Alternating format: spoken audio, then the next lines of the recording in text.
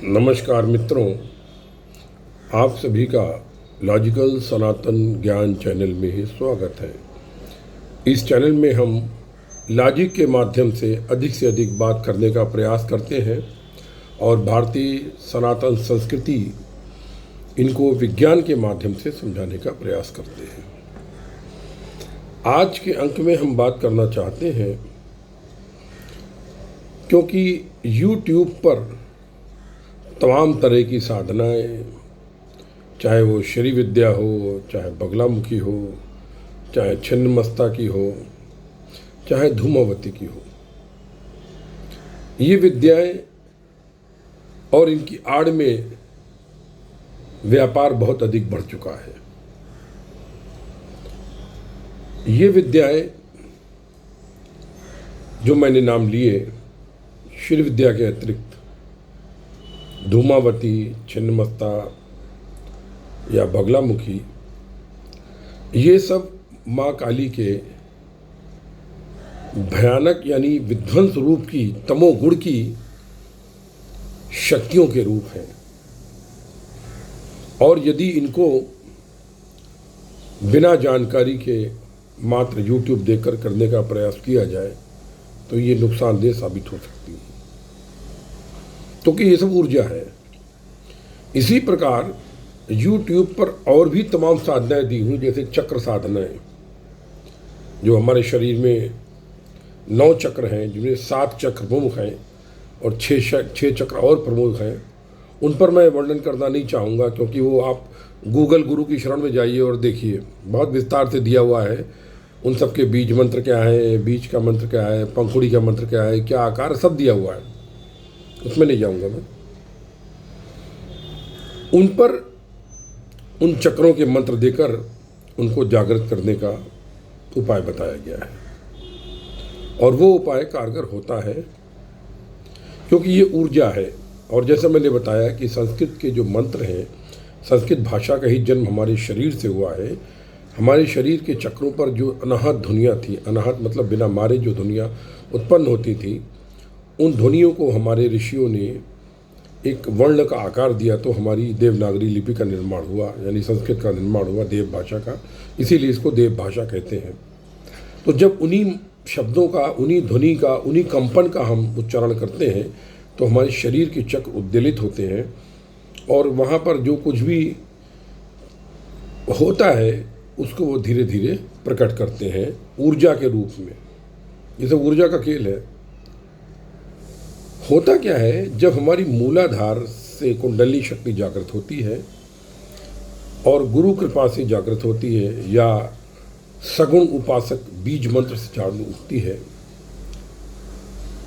तो वो ऊर्जा अन्य चक्रों से ऊपर चढ़ने का प्रयास करती है। और जो अनावश्यक ऊर्जा होती है वो हमारे भावों के रूप में और क्रिया के रूप में बाहर निकल करके शांत हो जाती है। यानी हम हिंदी में बात करें कि आपको मूलाधार ये 0-1 है, तो 0-1 से फिर वो 0-2 में आएगी, फिर 0-3 में आएगी। इस तरह से एक सिस्टमेटिक वे में, सिस्टमेटिक तरीके से निश्चित में वो चक्रों को भेदती हुई ऊपर आएगी। तो उससे हमारी ऊर्जा जो होती है उसके निकलने के रास्ते भी प्रकट होते हैं, मतलब बन जाते हैं। तो वो ऊर्जा हमको नुकसान नहीं करती है, क्योंकि उसका एक जैसे चैनल है ना, वो खुल गया ना अभी, तो मान लीजिए चैनल 3 की ऊर्जा है तो वो कुछ नीचे से निकलेगी, कुछ ऊपर की ओर प्रयास करेगी, तो बाकी जगह वो फैलने का प्रयास नहीं करेगी, क्योंकि इस शक्ति से संस्कारों के रूप में विभिन्न भयंकर रोग भी उत्पन्न होते हैं और बाद में वो ठीक भी हो जाते हैं। जब वो ऊर्जा का ये भी होता, मतलब साधना जनित रोग, बहुत से खुजली होना, ये होना, वो तमाम, और कुछ लोगों को तो हार्ट तक के भी रोग हुए हैं, मेरे मित्र हैं, बाद में ठीक हो गए वो, मतलब वो तो वो साधना जनित है। अब देखिए होता क्या है, मान लीजिए आपने चक्र नंबर 3 की साधना की, यानी हृदय चक्र या अनाहत चक्र या भाई जो वाटेवर, मैं बात नहीं करेंगे, मूलाधार आपका खुला नहीं है, ठीक है, मूलाधार आपका चक्र खुला नहीं, आपने सीधे आ करके आपके अनाहत चक्र की या हृदय चक्र की या और तमाम नाम है, मणिपुर की या किसी की भी आपने साधना XYZ करी और उन मंत्रों से वो चक्र आपका उद्वेलित हो गया, ठीक है। उद्वेलित होने में ऊर्जा निकली। अब वो ऊर्जा किधर जाएगी? क्योंकि नीचे का मार्ग तो चौक है, आपने नीचे के चक्र खुले ही नहीं है आपके। ऊपर का चक्र आपका बंद है क्योंकि आप जा ही नहीं पाए। आपने एक चक्र को जागृत कर लिया। अब ऊर्जा कहाँ से निकलेगी? तो वो ऊर्जा क्या करती है? वो विभिन्न प्रकार के खतरनाक रोग दे देती है। और कभी कभी अगर वो मस्तिष्क में तक में चली जाती है तो पागलपन भी हो जाता है। पागल भी होते हैं आदमी अध्यात्म में, बहुत पागल होते हैं। अचानक शक्ति जब जागृत होती है, शरीर संभाल नहीं पाती है। और ये बात मैं अपने अनुभव से बोल रहा हूँ, ऐसे मैं पढ़ करके नहीं बोल रहा हूँ कहीं पर। ये मैं जो बोल रहा हूँ आपसे, आपको कहीं नहीं मिलेगा, लिटरेचर में कहीं नहीं मिलेगा।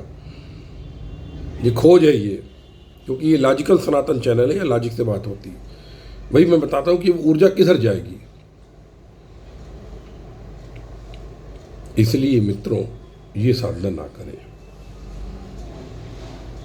क्योंकि आपको तमाम तरीके के रोग हो सकते हैं। अब देखिए, आपने जैसे आपका सबसे पहला चक्र मूलाधार है, ठीक है, ये शरीर का एंड है, और दूसरा आपका ध्यान चक्र है। एक तरह से एंड, हालांकि सहस्त्रार सबसे टॉप पर है, लेकिन ये एंड है। ये यहाँ की ऊर्जा यहाँ से निकलेगी बाहर, क्योंकि तकलीफ कम है ऊर्जा निकलने में। लेकिन फिर भी यदि आपका मूलाधार चक्र जागृत हो जाता है अपने आप, इतनी ऊर्जा निकलती है कि मरणासन हो जाता आदमी।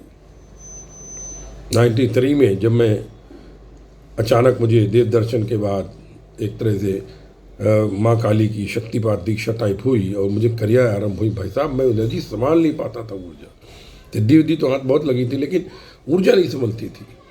सांस लेने में तकलीफ होती थी, सांस लेने में। जैसे हम सहजता सांस लेने बात कर रहे हैं, ऐसा लगता था कि मैं सांस नहीं ले पा रहा हूँ। इतनी ज़्यादा ऊर्जा का हास होता था, और बेदम होके पड़ गए। फिर ध्यान आता था, फिर माँ का जाप करता था, फिर ऊर्जा मिलती तो खड़ा हो पाता था। 13 बार 1993 हॉस्पिटल में एडमिट हुआ हूँ।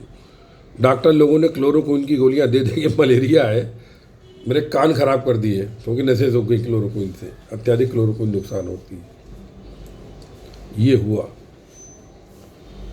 बाद में जब मैं इस चीज़ से बहुत ज़्यादा दुखी हो गया एक तरीके से, तो एक दिन मैंने माता जी से झगड़ा किया, जैसे कि आमान भी झगड़ा करते हैं। ध्यान लगाया, सामने आया, मैंने बोला, माता जी मुझे मार डालो, अभी मार डालो, ख़त्म कर दूंगा, जीना नहीं चाहता। ये क्या नाटक कर रही हो तुम? कोई मुझे संभालने वाला नहीं है, और तुम सामने एक बार आके खड़ी ढंग से हो गई, अब तुम्हारा पता ही नहीं।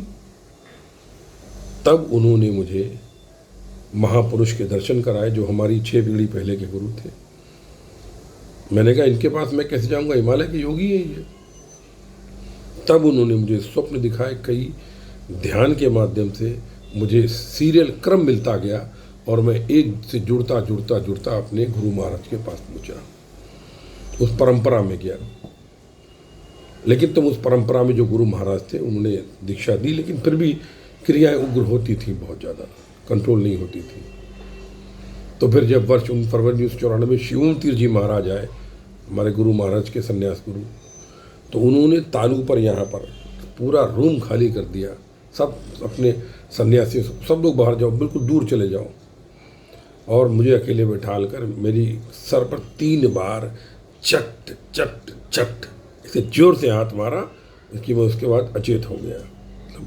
लेट गया, अचेत क्या हो गया, लेट गया। फिर मुझे हाई फीवर आ गया, और उसके बाद मेरी क्रिया ही शांत हो गई। मतलब महाराज जी ने वो जो ऊर्जा जागृत थी उसको सुला दिया, एक तरीके से नीचे कर दिया। और मैं 25 साल तक चुपचाप बैठा रहा, 25 साल तक साधन मंत्र जप करता रहा। फिर 2018 में सब प्रकट हुआ, जब दोबारा हम ब्रह्मास्मि का अनुभव हुआ। तो मित्रों, ये अगर मेरे साथ हो सकता है तो किसी के साथ हो सकता है, कोई बड़ी बात नहीं है, क्योंकि हमें आप में कोई फ़र्क नहीं है। कुछ थोड़े बहुत कर्म फलों का फर्क होगा, संस्कारों का फल होगा, तो एक आध जन्म आगे पीछे हो जाएगा, लेकिन इस तरह के अनुभव आपको भी हो सकते हैं। तो मैं नहीं चाहता हूँ जो स्थिति मेरी हुई, मेरी पत्नी बेचारी मेरे ऐसे भारी भरकम आदमी की लाश को एक तरीके से, क्योंकि मैं चल ही नहीं पाता था, ऊर्जा भी, किस तरीके से रोती गाती वो कालिदास चैम्बूर में थे, उनके पास गई और बोली मेरी सारी ज्वेलरी ले लीजिए आप, मुझे मेरे पति को बचा लीजिए। कितनों के सामने गई वो। मुरारी बापू के पास गए, बोला नहीं नहीं नहीं, मैं आपका गुरु नहीं। आसाराम बापू की बात सुनी थी तो उनको पता लगा, नहीं नहीं नहीं नहीं, सबने नाना कर दिया, कोई हाथ रखने को राजी नहीं था। तब हार करके मैंने माता जी से निवेदन किया, गुरु जी के पास पहुंचा। तो मित्रों, मैं ये कहना चाहता हूँ कि आप इनको मजाक ना समझें। ये चक्रों की जो साधनाएं हैं या कुंडली संबंधित जो साधनाएं हैं, ये सब खेल नहीं है। सबसे बेहतर ये होगा कि आप अपने इष्ट, साकार इष्ट का मंत्र जप आरंभ करें, क्योंकि उससे ये होगा कि कभी अगर आपको संकट आएगा तो वो शक्ति आपको आपके इष्ट के रूप में आकर के दर्शन दे करके या किसी भी तरीके से आपको गुरु को घर में भेज करके आपको संभाल लेगी। आप अपने केवल इष्ट का मंत्र जप कीजिए, सतत निरंतर निर्बाध मंत्र जप कीजिए, उसको समर्पित हो जाइए, आपको सब मिल जाएगा। कहाँ भटकने की जरूरत है यार, कहाँ जा रहे हो, इधर उधर भटक रहे हो, कहीं मत जाओ। घर में जोग भोग घरी में घर तक कहीं ना जाऊँ, सब अपने आप प्राप्त हो जाता है। बस अपना इष्ट का मंत्र जप तो करो। गुरु घंटाल मिल गया तो खड़िया खड़ी हो जाएगी। हमारे मित्र हैं एक, मैं नाम बताऊंगा तो बताऊं ना, बोलिए, ये वहाँ के हैं, क्या नाम है, दिल्ली के आसपास रहते हैं, राजपूत उनका नाम है, सरनेम बता देता हूँ, पूरा नाम बोलना ठीक नहीं, पता नहीं उनको अच्छा लगे। उन्होंने लोन ले करके, कर्जा ले करके, चलो नाम बताता हूँ, योगेश राजपूत, नाम भी बता देता हूँ। साइबर की उनकी कंपनी है, साइबर IT इंजीनियर हैं, साइबर सिक्योरिटी की। लोन ले करके, कर्जा ले करके अपने गुरु को पैसे दिए थे उन्होंने, और वो गुरु ठग था, लाखों रुपए उनसे ठग के ले गया। बाद में अभी वो मेरे संपर्क में आए, अभी उनकी दीक्षा हुई, अभी सहज है, वो 2 बेटियां हैं उनकी। ये होता है साधनाओं से। सर, अगर आपको और तीव्र अनुभूतियाँ करनी है, सनातन की शक्ति का अनुभव करना है, तो आप सचल मन वैज्ञानिक ध्यान विधि, moving mind scientific technique for meditation, जिस विधि का निर्माण स्वयं ईश्वर श्री कृष्ण माँ का, इसको मैं काली कृष्ण ध्यान विधि कहता हूँ, काली के ध्यान विधि, काली कृष्ण ध्यान विधि, वो आप आरंभ कीजिए। और हालांकि उस ध्यान विधि का निर्माण तो इसी शरीर ने किया है, लेकिन मेरा उसमें कोई योगदान नहीं है, सब उन्हीं की लीला है, मेरा इसमें कोई भी योगदान मत समझिए आप। खाली मैं एक तरह से टाइपिस्ट था, बस, और कुछ नहीं। वो ध्यान अब विधि आप घर पे कीजिए, अपना मंत्र जप कीजिए, गुरु से लेके ज्ञान तक, भौतिक सुख से लेके मोक्ष तक, योग से लेके महायोग ब्रह्म ज्ञान तक आप स्वयं पहुंच सकते हैं। और जो मेरे रिजल्ट आए हैं अनुभव के, मतलब लोगों के फीडबैक आए हैं, मैं इस बात पर क्या करूं, गर्व भी नहीं कर सकता, लेकिन मैं आपको समझाने के लिए कहता हूं कि मैं क्या करूं, मैं कैसे शब्द समझाऊं आपको, क्योंकि मैं तो लगानी ही पड़ेगी, परिचय देने में मैं तो बोलना ही पड़ता है, क्योंकि लेकिन ये अहंकार का भी प्रतीक है। लेकिन अब ये मैं आपसे निवेदन करना चाहता हूं कि अभी तक की जो मेरे सामने परिणाम आए हैं, सचल मन वैज्ञानिक ध्यान विधि कलयुग की, बिना गुरु की, बिना समर्थ गुरु दीक्षित, जो अदीक्षित लोग हैं, उनके लिए सर्वश्रेष्ठ ध्यान विधि सिद्ध हो रही है। जी, सर्वश्रेष्ठ। गुरुओं की बात नहीं कर रहा हूं मैं, जो बिना गुरु के, जिनके गुरु नहीं है, अपने घर पर जो करना चाहते हैं, कहीं जाना नहीं चाहते हैं, उनके लिए वो ध्यान विधि सर्वश्रेष्ठ साबित हो रही है।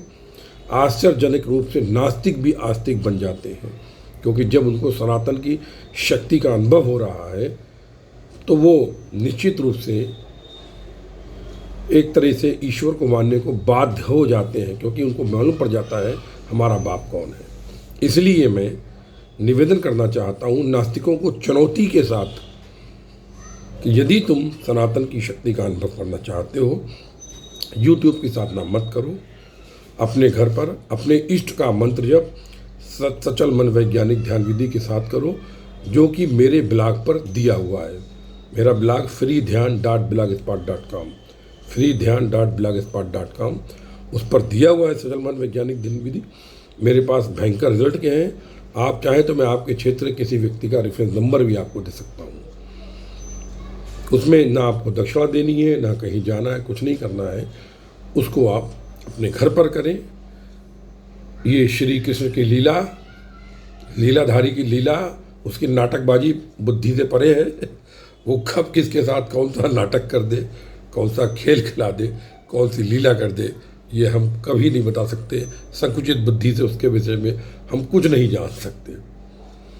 जय श्री कृष्ण, जय गुरुदेव, जय महाकाली। आप सभी के हृदय में उपस्थित उस परम ब्रह्म के अंश को नमस्कार।